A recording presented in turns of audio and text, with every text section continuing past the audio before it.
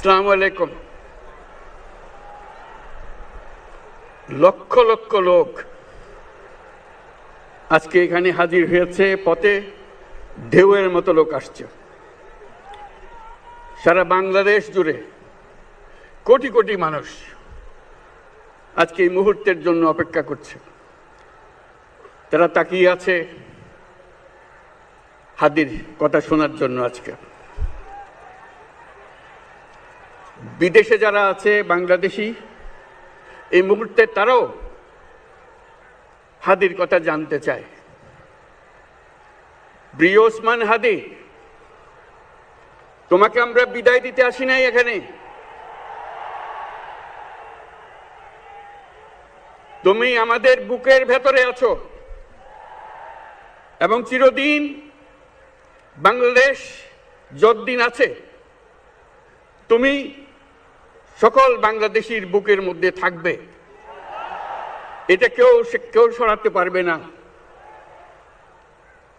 আমরা আজকে তোমাকে প্রিয় হাদি বিদায় দিতে আসিনি। আমরা তোমার কাছে আমরা ওয়াদা করতে এসেছি। তুমি যা বলে গেছো সেটা যেন আমরা পূরণ করতে পারি, সেই ওয়াদা করার জন্য আমরা একত্র হয়েছি। সেই ওয়াদা শুধু আমরা নয়, পুরুষানুক্রমে বাংলাদেশের সব মানুষ পূরণ করবে। সেই ওয়াদা করার জন্যই আমরা তোমার কাছে আজকে এসেছি, সবাই মিলে যে যেখানে আছি।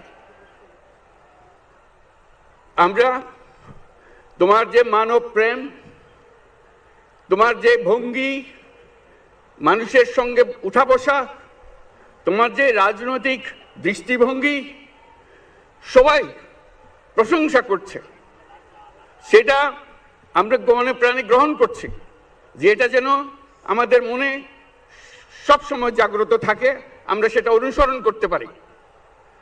তুমি আমাদেরকে এমন এক মন্ত্র কানে দিয়ে গেছো, সেই মন্ত্র বাংলাদেশের কেউ কোনোদিন ভুলতে পারবে না এবং এই মন্ত্র চিরদিন আমাদের কানে বাঁচতে থাকবে। সেই মন্ত্র বাংলাদেশের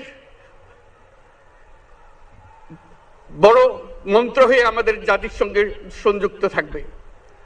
তোমার মন্ত্র ছিল চলো বলবীর চির উন্নত মমশির।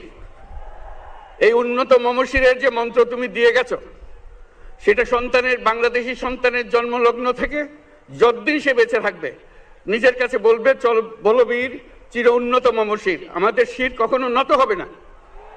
সেই মন্ত্র তুমি আমাদেরকে দিয়ে গেছো, আমাদের সব কাজে